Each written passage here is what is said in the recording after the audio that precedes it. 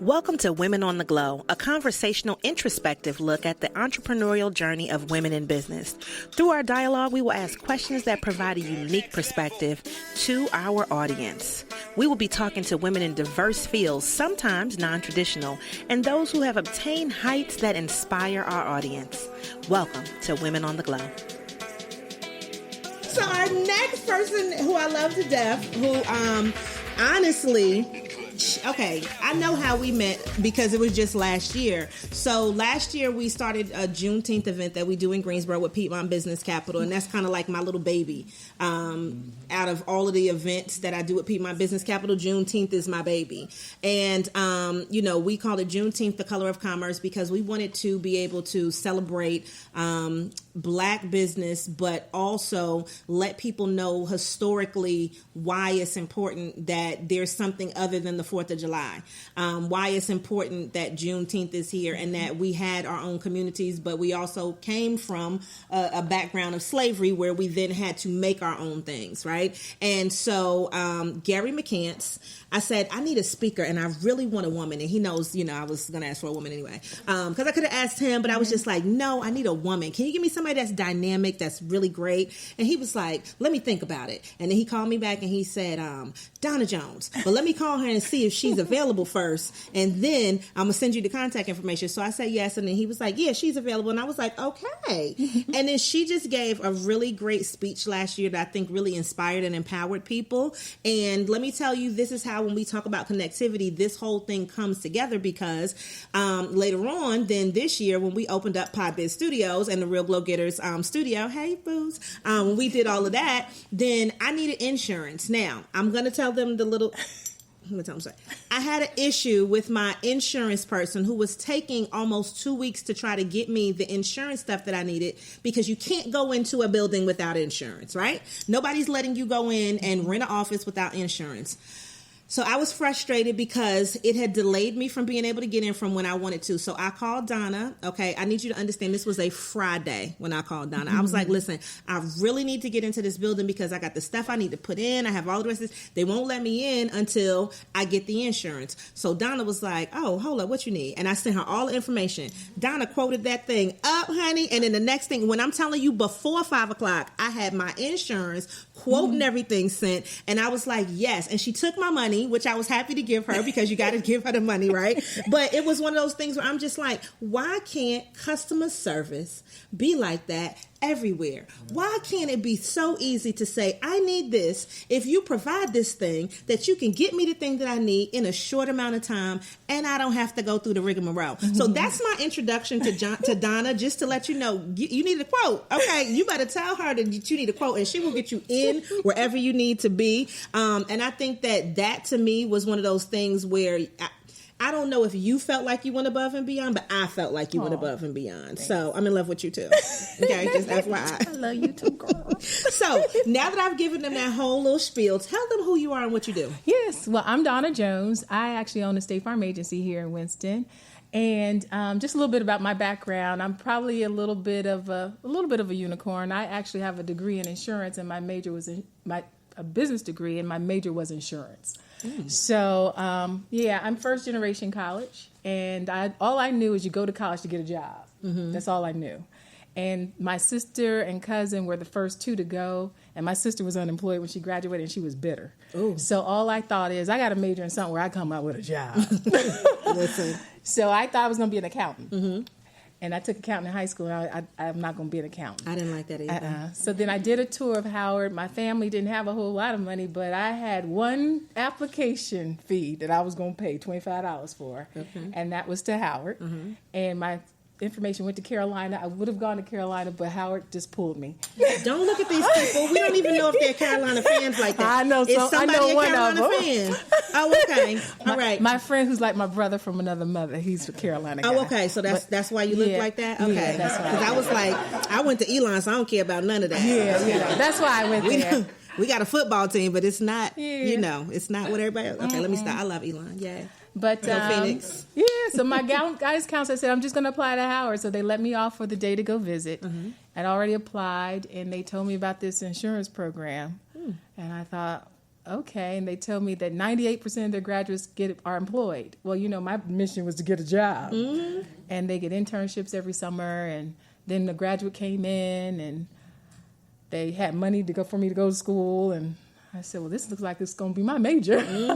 And they sealed the deal that day. It was in September before I graduated. And so I ended up at Howard. So Howard was a good customer service too. Oh, my God. Look at that. It just landed me. And I remember my first interview when I started in a chocolate brown suit, some dangling earrings, and a little cream shirt. Oh, come on, you was a little chocolate boy in chocolate. To the time when I graduated, and they had polished me up a bit, my navy blue suit, and I was ready, and everybody I interviewed with got jobs for. So I tell that story because I'm in business because I want to pour into other people. And I just believe to whom much is given, much is required. And I just think about I still reflect to my Howard days. I didn't work when I was in high school or anything. And I think about how I went in and how I came out, and I am just so grateful. I had a program that nurtured me, and who poured into me. They even did certain things as show you how to act at a cocktail party. I mean, show you what to dress like. We had an internship school where we went to New York City, which I'd never been to New York before. And we interacted with people who were in Wall Street, the insurance Wall Street, so to speak, and got to interact with them, learn how to interact. And I'm just a kid at this point. I'm like 18, 19 years old. And this is my exposure. And so I had internships every summer. I went to Houston, Texas for 2. I went to Minneapolis for another one. So I graduated May of 19 something. I was about to say. Oh, I got confused. Donna, look, May of 19. I thought you was more seasoning graduating in 2000. I got confused about but that. Okay, I was like, you tell this is just story. In the 19. Tell it. I in the 1900s somehow we graduated. Now you're dating it way back too far. 19 but okay. somehow, yeah. And I'm not ashamed. In 1986. There we go. Thank you. Right. Because I was like, you just graduated in 2000. I did, 1986. Okay. But I think about that, and I do think about my first interview for my internship and what my resume looked like. And I think about when we interviewed in December before I graduated with the resume, and I looked like. And I came out with an offer from everybody, and I got to choose. And all my employer told me in February before I graduate, we don't care what happens, just graduate. Yeah. And so I remember all of that. And then the nourishment that came through me about somebody telling me to invest in a mutual fund when I was 22. My mother, who always grew up telling me, all you got, save your money, because sometimes all you got, because people who have money can get money. Pay your bills on time, because sometimes all you have is your good credit. I mean, all those things were going through my mind as a kid. I'm like, I don't know why she's saying this. You know now, though. But it made sense as I became that 22-year-old and someone was pouring into me.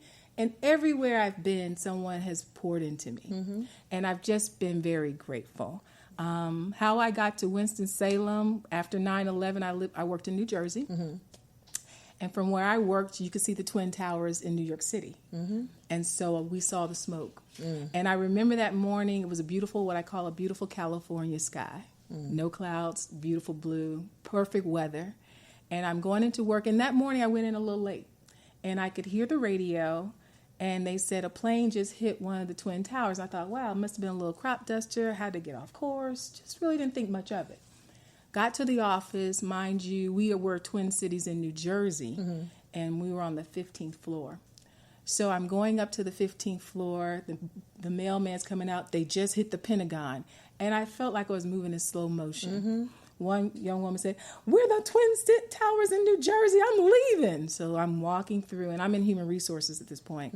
So one of our colleagues was going into the city, but all I could think about was my goddaughter's dad, who worked on Wall Street. And so my thought was get to the phone and call. Called, found out he was fine, tried to connect with my girlfriend to make sure she knew everybody was fine. And that whole experience was pretty surreal. And after that, I realized I was too far from home.